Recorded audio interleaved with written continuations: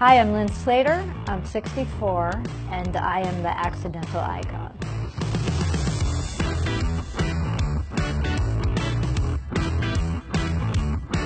People are talking about as you age, you get very invisible. But for me, I've never been more visible in my entire life. I was meeting my friend at Fashion Week. I was dressed head to toe in Yohji Yamamoto, and I had this very obscure Chanel bag. And while I was waiting on the plaza, people started to take my photo.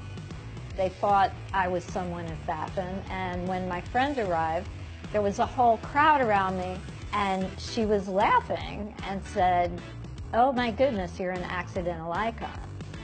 That story is how I named my blog, not how my blog became successful.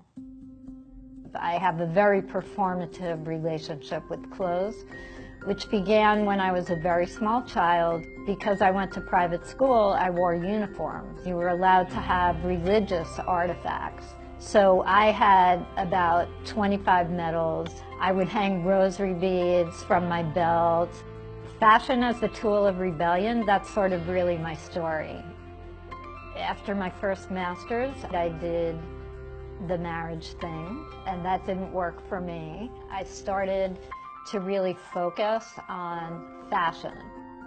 I thought, well, maybe I could start a blog.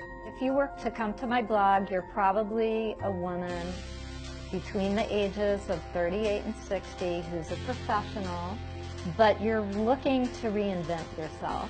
In my photos, you know, I'm very rebellious. Here I am, I'm starting a big career in fashion. I think it gives people a different way to think about aging. My Instagram is predominantly young people.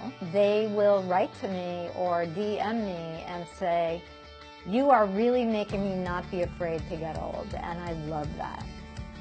I don't consider age when I'm getting dressed.